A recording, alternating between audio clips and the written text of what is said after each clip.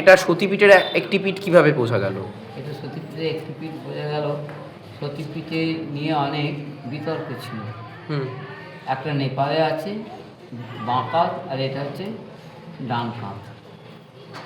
তা ঐতিহাসিক নিগুড়ানন্দের 51 পীঠের সন্ধানে তিনি প্রথম বিশ্লেষণ করে বললেন যে এটা সতীপীঠ। সমস্ত সতীপীঠে যা কিছু দরকার সব উপকরণগুলি এখানে আছে। মহাশ্মশান, মহানদী, এই নদী দিয়ে কলকাতার সঙ্গে একদিন ব্যবসা বাণিজ্য চলত। এবং স্বয়ম্ভু শিব, সাধারণত দেখা যায় স্বয়ম্ভু শিবের পাশে সতীপীঠগুলো আছে। মানে যেটা কাল ভৈরব আর কি, ভৈরব না, কণ্ঠেশ্বর শিব। হ্যাঁ, এখানে তো উনি ভৈরব। হ্যাঁ, উনি ভৈরব, সেটাই তো বলছি, উনি ভৈরব। বাবা ডাঁয়ে আছে, মা বাঁয়ে আছে, পিছনে মহাশ্মশান, তার পিছনে মহানদী। যে কোনো সতীস্থানে যেগুলো দরকার শিব এবং সতী সবগুলি বিদ্যমান। আচ্ছা,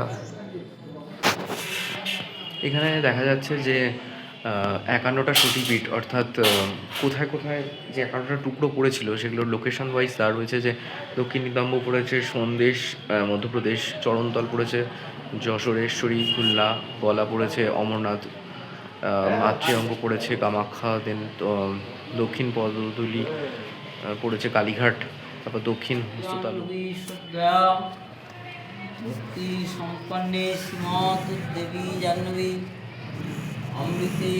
রত্নাবলী সতীপীঠ 51টি সতীপীঠের মধ্যে অন্যতম একটি হল হুগলি জেলার খানাকুলের মধ্যে অবস্থিত রত্নাবলী সতীপীঠ, যেখানে দেবীর ডান কাঁধের অংশ পড়েছিল, বাম কাঁধের অংশ পড়েছিল বাংলাদেশে, এবং তার সাথে এখানে রয়েছে ভৈরব ঘণ্টেশ্বর বাবার মন্দির।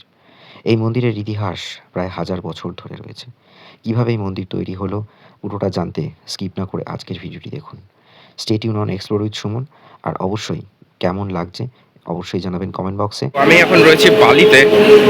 এখান থেকে তারকেশ্বর লোকাল ধরে 9:24, তারকেশ্বর লোকাল ধরে যাব হচ্ছে তারকেশ্বর, দেন সেখান থেকে আমার যাওয়া স্টার্ট হবে।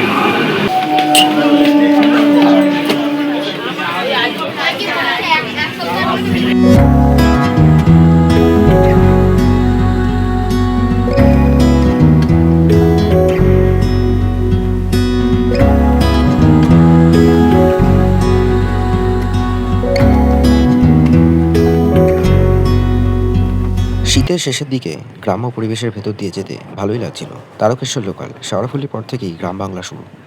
দু সাইডে তখন ধান চাষ, রবি শস্যের চাষ, আলুর ক্ষেত, এসবের মধ্য দিয়ে ট্রেন তরতরিয়ে চলেছে তারকেশ্বরের দিকে। সো আমি এখন এসে গেছি তারকেশ্বর। এটা প্ল্যাটফর্ম 1-এ নামালো। দেন এখান থেকে এই দেখতেই পাচ্ছেন এখানে ওভারব্রিজ রয়েছে, ফুট ওভারব্রিজ দিয়ে আমাকে যেতে হবে ওই পারে, ওখান থেকে বাস ধরবো।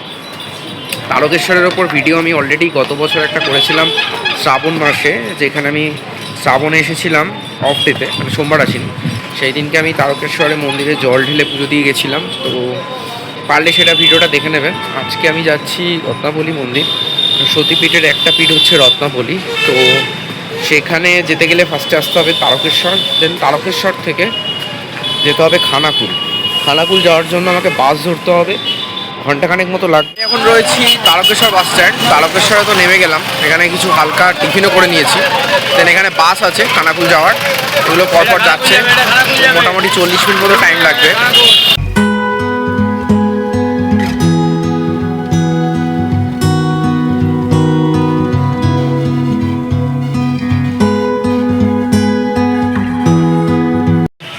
সো ফাইনালি আমি চলে এসেছি এখন ঘণ্টেশ্বর মন্দির।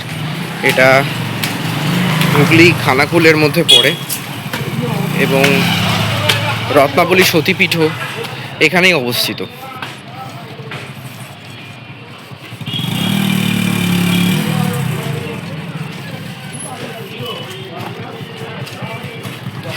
যাওয়ার পথে এখানে একটা বার্নিং ঘাট পড়ছে, তার পাশ দিয়ে আমাকে যেতে হবে, মানে তার উপর দিয়ে বলতে গেলে যেতে হচ্ছে। রত্নাবলী সতীপীঠ ও ঘণ্টেশ্বর মন্দির একই জায়গায় অবস্থিত। তো এখানে যেতে গেলে প্রথমে আপনাকে তারকেশ্বর থেকে বাসে করে আসতে হবে, ঘণ্টেশ্বর মন্দিরের স্টপেজ বলে নামিয়ে দেবে। সেখান থেকে আপনাকে বেশ খানিকটা হাঁটতে হবে, প্রায় 10 মিনিট মতো, অথবা আপনারা ওখান থেকে একটা টোটোও করে নিতে পারেন, তাহলে একেবারে মন্দিরের সামনে চলে আসতে পারেন। তো এই ঘণ্টেশ্বর মন্দির বা রত্নাবলী সতীপীঠ বললে আপনাকে সামনেই দেখতে পাচ্ছেন বেশ কয়েকটা মন্দিরের পূজা সামগ্রীর দোকান রয়েছে, সেখান থেকে নিয়ে আপনারা পুজো দিতে পারেন। এবং এই মন্দিরটি খুবই সুন্দরভাবে সাজানো। ভেতরে বেশ কয়েকটা মন্দির রয়েছে আনুষঙ্গিক, যার মধ্যে রয়েছে রত্নাবলী সতীপীঠ প্রতিষ্ঠার আগেই এখানে ঘণ্টেশ্বর বাবার মন্দির প্রতিষ্ঠা হয়। আজ থেকে প্রায় 1000 বছর আগে এখানকার একজন যিনি গোপালক ছিলেন, তিনি দেখেছেন যে তার বাড়ির গরু কোনো একটা গভীর জঙ্গলে এসে রোজ দুধ দুয়ে যেত, অথচ বাড়িতে দুধ পাওয়া যেত না। সেটা তদন্ত করতে গিয়ে তিনি জানতে পারেন, দেখেন যে স্বপ্নাদিষ্ট হয়ে সেই গরুটি যেখানে দুধ দিচ্ছে তার নিচে একটি শিবলিঙ্গ রয়েছে। তারপর তিনি স্থানীয় রাজাকে বলেন এবং সেই রাজা সেই শিবলিঙ্গটিকে তুলে প্রতিষ্ঠা করেন এবং শিবলিঙ্গ পরবর্তী সময়ে রাজাকে বলেন, আমিই হলাম ঘণ্টেশ্বর। এবং পরবর্তী সময় সেখানকার এক সাধক দেখেন যে তার স্বপ্নাদেশে সেই শিবলিঙ্গের পাশেই একটি জ্যোতির্ময় আলো দেখা যাচ্ছে। পরবর্তী সময়ে তিনি সেই জায়গাটি খনন করে দেখতে পারেন যে সেখানে একটি পাথর রয়েছে, যা আসলে একটি সতীপীঠের অংশ। অর্থাৎ মা পার্বতী যখন 51টি টুকরো করেছিলেন সুদর্শন চক্র দিয়ে শ্রীবিষ্ণু, তার ডান কাঁধের অংশটি এখানে পড়েছিল। এবং তিনিও স্বপ্নাদেশ পান যে আগমবরীশ বলেন যে এটি আসলে দেবীর সতীর অংশ এবং তা রত্নাবলী নামে পরিচিত হয়।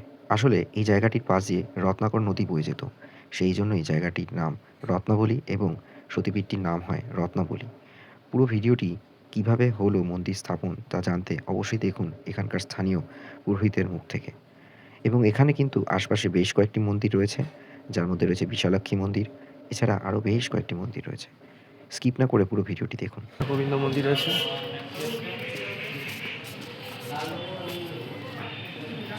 এখানে হচ্ছে রাধা গোবিন্দজির মন্দির আছে, সেটা দর্শন করাই।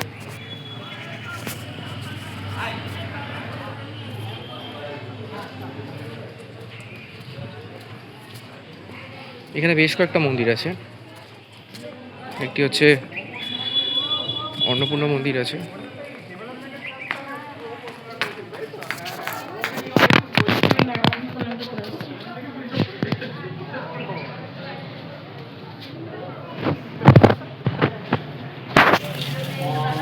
এই হচ্ছে রত্নাবলী সতীপীঠ, রত্নাবলী সতীপীঠ মন্দির।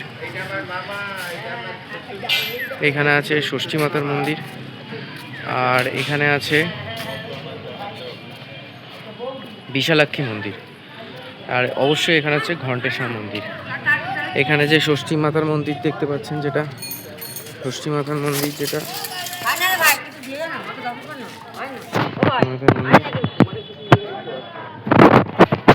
ষষ্ঠী মাতার মন্দির, আর এই হচ্ছে পীর বাবার মন্দির। 30 টাকারও ডালা আছে, 50 টাকারও আছে।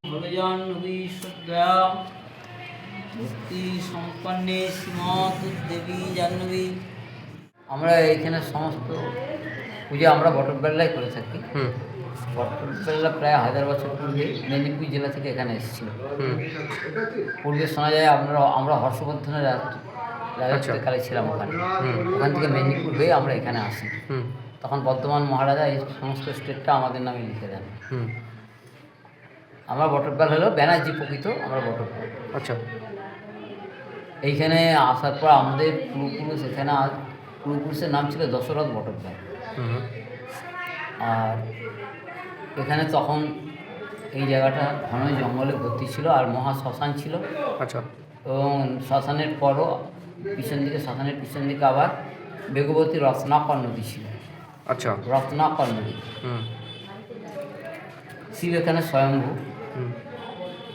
গভীর জঙ্গলের মধ্যে গয়লাতে গরুরা দুধ দিত। গয়লারা একদিন খুঁজতে এখানে দেখে দুধ দিচ্ছে। তারপরে জনপ্রবাদ হলো, তখন এখানে ঘুরে বাবাকে পাওয়া যায়। আচ্ছা, এবং তিনি তখন স্বপ্ন দিলেন এখানকার জনসাধারণকে যে আমি হচ্ছি ঘণ্টেশ্বর শিব। তারপরে মায়েরও তখনই আবির্ভাব একই সময়। এটা কত সময়ের কথা তাও? এটা আজ থেকে প্রায় 1000 বছর আগে তো। আচ্ছা, ঐতিহাসিক আলো বলেছেন যে এটি প্রাচীনকালে এই গ্রামের নাম ছিল রত্না, তার নাম অনুসারে মায়ের নাম হয়েছিল তখন রত্নাবলী। এই রত্নাবলী গ্রাম হয়েছে। আচ্ছা। এটা বর্তমানে খানাকুল 1 নম্বর গ্রাম পঞ্চায়েতের অন্তর্গত একটি গ্রাম, নাম উবিরপুর। খানাকুল এই রত্নাবলী মা আজও কুমারী রূপে পরিচিত হন। তার হাতে শাঁখাপলা নেই এবং সবচেয়ে বড় কথা হচ্ছে জায়গাটিতে আসলে একসময় শ্মশান ছিল বলে অনেকে শ্মশানকালী নামেও পরিচিত এবং তাকে কেউ কেউ আনন্দময়ী নামেও ডাকেন। এখানে কিন্তু কোনো বৈদ্যুতিক আলোতে পুজো হয় না, প্রদীপের আলো বা মোমবাতির আলোয় পুজো হয়ে থাকে। সকালবেলায় নির্দিষ্ট সময় পুজো হয়ে যাওয়ার পর মন্দির বন্ধ হয়ে যায় এবং বিকেলবেলাতেও ওই অন্ধকারে প্রদীপের আলোতেই পুজো হয়। রাতে কেউ ওই মন্দিরে থাকে না। আর দীপান্বিতা কালী পুজোর দিন বাৎসরিক উৎসব হয়ে থাকে। এছাড়া প্রতি অমাবস্যাতে পুজো হয়ে থাকে এবং ভোগ বিতরণের ব্যবস্থা থাকে, যেটা জানা গেল ঠাকুরমশাইয়ের মুখ থেকে। দীপান্বিতা কালী পুজো যেটা, সেটা আচ্ছা। মায়ের বিশেষত্ব হচ্ছে এখানে কোনো ইলেকট্রিক আলো দিয়ে পুজো করা যায় না। বড় বড় বাতি এবং বড় বড় প্রদীপের সাহায্যে এখানে পুজো আরতি সমস্ত কিছু হয়। ও মানে এখানে কখনোই আলো জ্বলে না? কখনোই আলো তাহলে সন্ধেবেলা পুজো হয় কখন? ওই মোমবাতির আলোতে? হয় বলতে আরতি যখন হয় তার আগে পুজোটা হয়ে যায়, তারপর বন্ধ হয়ে যায়। বন্ধ হয়ে যায়। 3টে এখানে কমিটি আছে, একজনরা উন্নয়ন করে, একজনরা গাজন মেলাটা পরিচালনা করে। ও এখানে গাজনে মেলা হয়? গাজনে বিরাট মেলা, ও বিরাট লক্ষ লক্ষ লোক। আর একটা হয় 3টে মেলা, শিবরাত্রি, গাজন, চৈত্র গাজন, শিবরাত্রি আর ভীম একাদশী। ভীম একাদশী মেলাটা হয়ে গেল এই কদিন আগে, একাদশীতে হয়ে গেল কালকে পরশু। এখানে দেখা যাচ্ছে যে 51টা সতীপীঠ, অর্থাৎ কোথায় কোথায় যে 51টা টুকরো পড়েছিল সেগুলোর লোকেশন ওয়াইজ তার রয়েছে। যে দক্ষিণ নিতম্ব পড়েছে সন্দেশ মধ্যপ্রদেশ, চরণতল পড়েছে যশোরেশ্বরী খুলনা, গলা পড়েছে অমরনাথ, মাতৃঅঙ্গ পড়েছে কামাখ্যা, দেন দক্ষিণ পদদুলি পড়েছে কালীঘাট, তারপর দক্ষিণ হস্ততালু, মানস সরোবর। এর প্রত্যেক কটার নাম এখানে দেওয়া রয়েছে, কোথায় কোথায় লোকেশন আছে সেগুলো সব দেওয়া রয়েছে খুব সুন্দর করে। এখানে মা রত্নাবলী চতুর্ভুজা।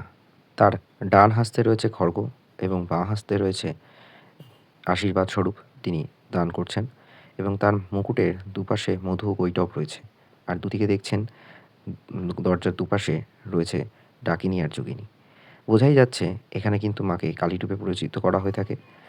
আর বাইরে বেশ কিছু পুজো সামগ্রীর দোকান রয়েছে। এই রাস্তাটা দিয়ে বেরিয়ে গেলেই ডান দিকে দেখতে পাওয়া যাবে শুকিয়ে যাওয়া রত্নাকর, যাকে অভিরাম গোস্বামী অভিসম্পাদ দিয়েছিলেন তুই কালা নদী হয়ে যাবে। এবং এই মন্দিরের পাশেই রয়েছে ঘণ্টেশ্বর বাবার মন্দির। ঘণ্টেশ্বর বাবা হাজার বছর ধরে এখানে পূজিত হয়ে আসছেন। মায়ের এখানে তিনি ভৈরব আসলে। এটা হচ্ছে ঘণ্টেশ্বর বাবা। ঘণ্টেশ্বর বাবার বিশেষ পুজো হয় এখানে। নববধ ঘর রয়েছে, এখানে অন্নপূর্ণা মন্দির যেটা দেখালাম, আর এখানে একটা নাট মন্দির মতো রয়েছে। এই হলো ঘণ্টেশ্বর বাবা।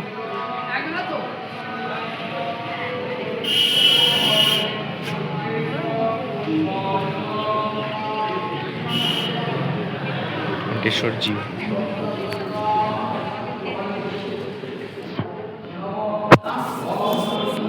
কেউ যদি চান এখান থেকে পুজো দিতে পারেন। আমি এখান থেকেই পুজো সামগ্রীটা কিনেছি। কিনে এখানে ফার্স্টে দিলাম রত্নাবলী মন্দিরে পুজোটা দিলাম, দেন তারপর ওখানে যাব আমি ঘণ্টেশ্বর বাবার কাছে।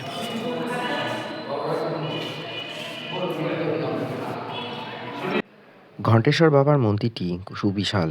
প্রায় 51 ফুট উঁচু এই মন্দিরটির নিচে রয়েছে শিবলিঙ্গ। যে ইতিহাসটি প্রথমেই জানতে পারলাম যে কোনো এক সময় এখানে গোপালকের গরু এসে দুধ দুয়ে যেত, তারপর খনন কার্য করে এই শিবলিঙ্গ উদ্ধার করা হয়।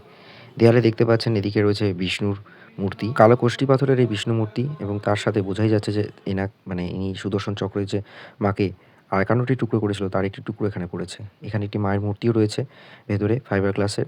আর ভেতরের মন্দিরের স্ট্রাকচার খুবই সুবিশাল এবং তখনও বহু মানুষ আসছেন দূর দূরান্ত থেকে। আমিও পুজো দিলাম, ঠাকুরমশাই সুন্দর করে সংকল্প করে পুজোটি করে দেন। শিবরাত্রির দিন এখানে বড় করে মেলা উৎসব হয়ে থাকে এবং গাজন উৎসব অর্থাৎ নীলষষ্ঠীর দিনেও এখানে বড় করে উৎসব হয়। ঘণ্টেশ্বর বাবার মন্দিরের জন্য এই জায়গাটি আরও বেশি করে খ্যাত। তার সাথে অবশ্যই রয়েছে রত্নাবলী সতীপীঠ। জায়গাটি বেশ ভালো লেগেছে আমার ঘুরে দেখতে। আর বলে রাখা ভালো যে প্রতি পূর্ণিমাতে ঘণ্টেশ্বর মন্দিরে বিশেষ ভোগ দেওয়া হয়। তো আপনারা চাইলে 51 টাকার টিকিট কেটে পূর্ণিমার তিথিতে এখান থেকে ভোগ গ্রহণ করতে পারেন। আর সামনেটি রয়েছে নাট মন্দির, যেখানে বিশেষ উপাচার ক্রিয়াকর্ম এগুলো হয়ে থাকে। কেউ কোনো ধরনের তন্ত্রক্রিয়া করাতে চাইলেও এখান থেকে করাতে পারেন। বুঝতেই পারছি জায়গাটি বেশ ইতিহাস সমৃদ্ধ। বহু মানুষ আসছেন দূর দূরান্ত থেকে, ঠাকুরমশাইয়ের সাথে যোগাযোগ রাখছেন। শিবরাত্রি, তার সাথে নীলের উপোস, বিভিন্ন বিষয়ে তারা আলোচনা করছিলেন। আমি আশপাশটা ঘুরে দেখছিলাম। এরপর আমি এখান থেকে বেরিয়ে চলে যাই গোপীনাথজির মন্দিরে। আসলে একটা জিনিস বলে রাখা ভালো, যারা দূর দূরান্ত থেকে আসছেন তারা এই দুটি মন্দিরে আগে পুজো দেবেন এবং দিয়ে গোপীনাথজির মন্দিরে চলে যেতে পারেন। সেখানে প্রত্যেকদিন দুপুরে ভোগের ব্যবস্থা করা হয়ে থাকে। সেখান থেকে আপনারা ভোগ গ্রহণ করতে পারেন। এই হচ্ছে অন্নপূর্ণা মন্দির। তখন আমি দর্শন করে গেছিলাম, এখন ভেতরে থেকে দেখাই।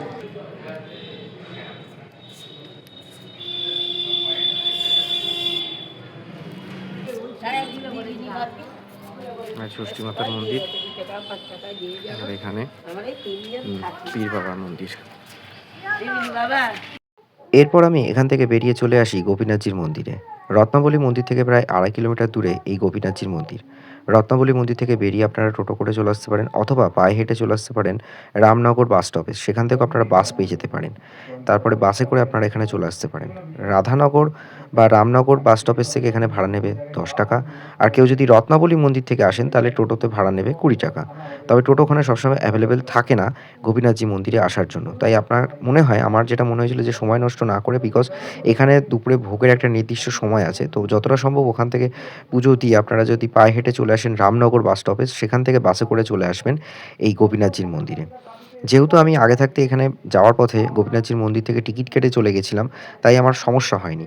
কেউ যদি মনে করেন যে খানাকুল থেকে বা তারকেশ্বর থেকে ডিরেক্ট খানাকুলের এই রত্নাবলী মন্দিরে যাবেন, তাহলে ওখান থেকে তাড়াতাড়ি পুজো দিয়ে বেরিয়ে চলে আসুন এখানে, অথবা এখান থেকে যাওয়ার পথে পুজো দিয়ে এই গোপীনাথজির মন্দির থেকে কুপন কেটে আপনারা রত্নাবলী মন্দিরে যেতে পারেন, যেটা আমি এবছর করেছিলাম। তো আমার মনে হয় এতে সুবিধা হবে, মানে অন্তত দুপুরে ভোগ খাওয়ার ক্ষেত্রে তাড়াহুড়ো বা সেরকম সমস্যা হবে না, কারণ এই জায়গাটিতে কিন্তু সেরকম খাবারের বাইরে হোটেল নেই। তো আপনাদের দুপুরে খাওয়ার জন্য কিন্তু এই গোপীনাথজির মন্দির এবং তার পাশে রাধাবল্লভজির মন্দিরই নির্ভর করতে হবে। এটা কিন্তু আমি আগে থাকতেই বলে রাখলাম। গোপাল গোস্বামী, উপরে গারুড় রয়েছেন। এই যে নবরত্ন মন্দির, খুবই প্রাচীন জায়গা যাকে বলে, খুবই সুন্দর। নবরত্ন বিশিষ্ট এই মন্দিরের ডিজাইন, স্ট্রাকচার চোখ ধাঁধানো যাকে বলে। দক্ষিণেশ্বরে ভবতারিণী মায়ের মন্দিরের গঠনের আদলে নবরত্ন বিশিষ্ট মন্দিরটি খুবই সুন্দর। যদিও বর্তমানে এই মন্দিরটিতে আর গোপীনাথজিকে রাখা হয় না, পাশের নতুন মন্দিরটিতে রাখা হয়। দুপুরে এখানে 1:30টার পর থেকে ভোগ খাওয়ানো শুরু হয়। 1টার সময় ভোগ আরতি দেওয়া হয় দুপুরে, তারপর ভোগ খাওয়ানো শুরু হয়। ভোগের কুপন 100 টাকা। তো এখানকার সেবাইতে নাম্বার আমি ডেসক্রিপশন বক্সে এবং এখানে দিয়ে রাখবো, আপনারা কালেক্ট করে নিতে পারেন। আগে থাকতে ফোন করে গেলে সুবিধা হবে। আর মোটামুটি এখানে দুপুরে প্রায় 500 থেকে 600 জন মতো খাওয়ানো হয়। তো চলে 3টে পর্যন্ত খাওয়ানো। তো যতটা সম্ভব চাইবেন আগে ঢুকে যেতে। এখানে 1:30টা থেকে 2টোর মধ্যে চলে আসতে পারলে সমস্যা হবে না। তো যেটা দেখলাম, আমি 1টার সময় গিয়ে পুজো দিয়ে এসেছিলাম। পুজোটি খুব সুন্দর করে রেখেছে। আশপাশে কিছু মিষ্টির দোকান আছে, সেখান থেকে আপনারা পুজো সামগ্রী কিনে নিতে পারেন। আর 500 বছরের পুরনো এই মন্দিরটিতে আজও দুবেলা পুজো হয়ে থাকে। রাস উৎসব, দোল উৎসব এগুলো হয়ে থাকে এবং এখানে নিত্য পুজো হয়। মাঘী পূর্ণিমা ছিল, সেখানেও বিশেষ পুজো হয়েছিল, যেটুকু আমি জানতে পারলাম। তো যে কেউ ঘুরে আসতে পারেন খানাকুলের মধ্যে অবস্থিত এই গোপীনাথজি মন্দির এবং রত্নাবলী ও ঘণ্টেশ্বর বাবার মন্দির। ভিডিওটা কেমন লাগলো অবশ্যই জানাবেন। আর গোপীনাথজি মন্দিরের ওপর ডিটেলস একটা ভিডিও আমি আলাদা করে করেছি, তো চাইলে আপনারা সেটাও দেখতে পারেন। Stay tune on explore with Suman. কেমন লাগলো অবশ্যই কমেন্ট বক্সে জানাবেন আপনাদের মতামত। আপনাদের ওপিনিয়ন আমাকে আরও উৎসাহিত করবে ভবিষ্যতে আরও ভালো ভিডিও করার জন্য। পশ্চিমবঙ্গে বহু ছড়িয়ে ছিটিয়ে থাকা ঐতিহাসিক স্থান ও মন্দিরগুলো তুলে ধরাই হলো আমার প্রধান উদ্দেশ্য, যাতে আপনারা ঘরে বসে এই ভিডিওগুলির মাধ্যমে বিভিন্ন ইতিহাস সমৃদ্ধ জায়গাগুলো সম্বন্ধে জানতে পারেন।